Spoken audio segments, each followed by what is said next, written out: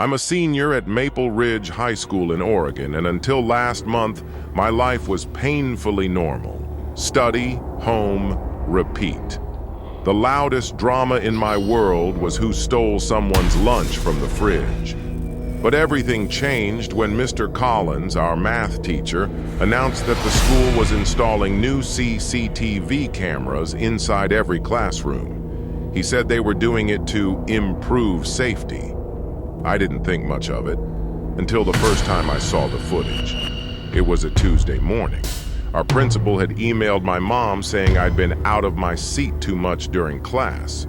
My mom freaked out because I'm the most quiet kid in that room. I barely move. So that evening, we went to the school office to review the footage. The secretary pulled up the recording from room 204, my math class. And everything looked normal. At first. There I was, sitting in my usual seat, second row, next to the window. I watched myself writing notes, flipping pages, nothing strange. But then I noticed something. A boy, sitting right next to me. A boy I had never seen before in my life. Messy dark hair, pale skin, hoodie pulled low over his forehead. He didn't talk, didn't write, didn't even move. He just sat there, staring straight ahead. I frowned and told the secretary, "That kid doesn't sit next to me. That seat is always empty." She zoomed in. "Are you sure? He's right there." My mom squinted. "What's his name? Is he in my daughter's class?" The secretary typed, checked the roster. Her face went white. "There's no student assigned to that seat." "No, I mean his name," my mom insisted. The boy next to her. "There is no student with that face enrolled in Maple Ridge High School at all." My stomach dropped.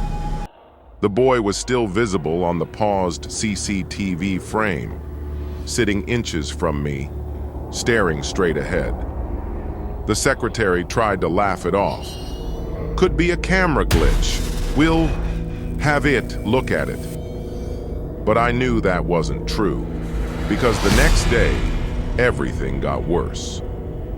The following morning in class, I sat down and the chair next to me scraped across the floor on its own.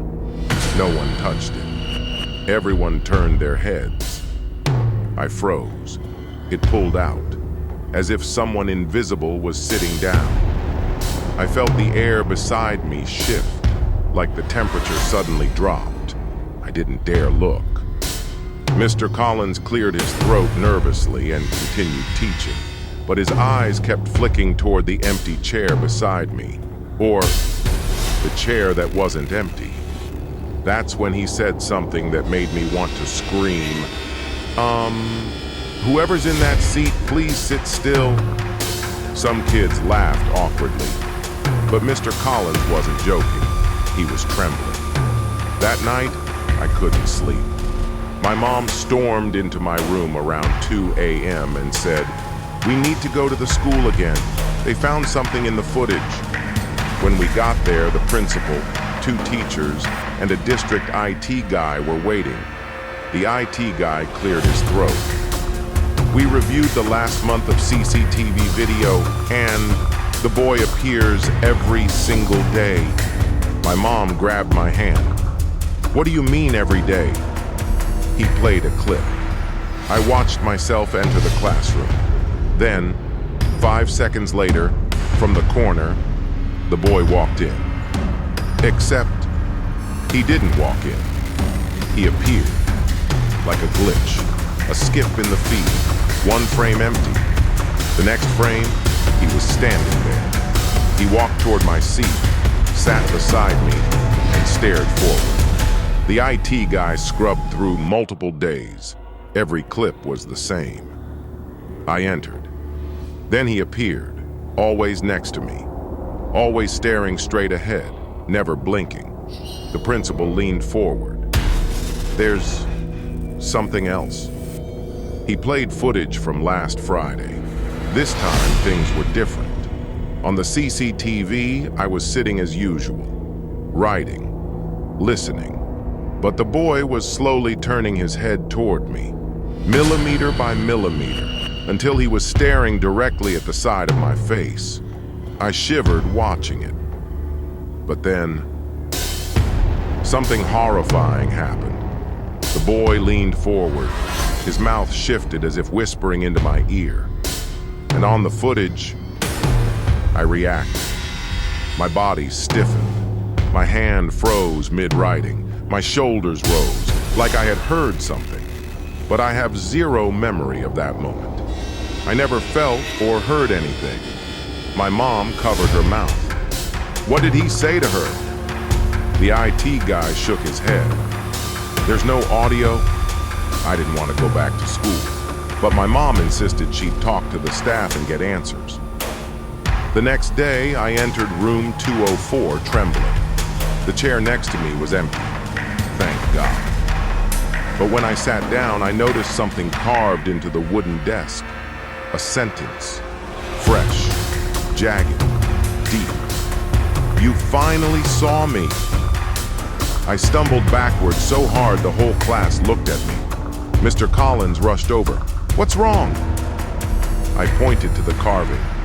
But when he looked, the desk was perfectly clean. No mark, no scratch. He pulled me aside after class. His voice was shaking.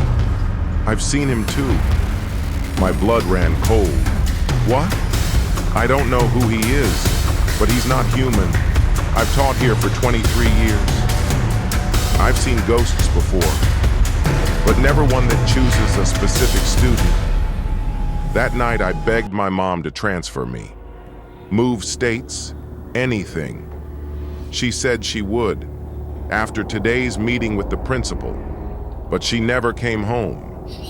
At 5 p.m., the school called. She never showed up to the meeting. Her phone went straight to voicemail. She vanished, just like the family in the next town who disappeared last year. The ones they blamed on random crime, even though their CCTV showed a tall, dark figure standing behind them. A figure only the youngest daughter reacted to. The police came to my house. They interviewed me, searched the roads, filed a missing persons report. But they didn't check the school's footage from that day. Not until I insisted. They finally pulled the video. My mom walked into the principal's office at exactly 4:32 p.m. Right behind her was the boy, walking calmly. No glitch this time, no sudden appearance. He followed her in, like he'd been waiting. She sat down. He stood behind her chair. The principal never looked at him. None of the staff reacted. Only my mom stiffened, just like I did. Her head tilted slightly. She heard something. He whispered something, and then the camera glitched, hard, scrambled. When the video came back, both of them were gone. That was 3 days ago. I haven't slept since. The police asked me to describe the boy, but I don't have to, because last night I looked out my bedroom window, and he was standing in my backyard. Same hoodie, same pale face, same dead stare. And next to him was my mom. Her clothes were dirty, her hair matted, her face blank. She wasn't blinking either. And tonight, just a few minutes ago, I received an email from the school CCTV system. No text, no subject, just one attachment. A screenshot of my classroom, tomorrow's timestamp. And there I am, sitting in my seat, and beside me, my seat isn't empty anymore. The boy is sitting there, smiling, right in the camera, as if he finally knows. I'm watching him too.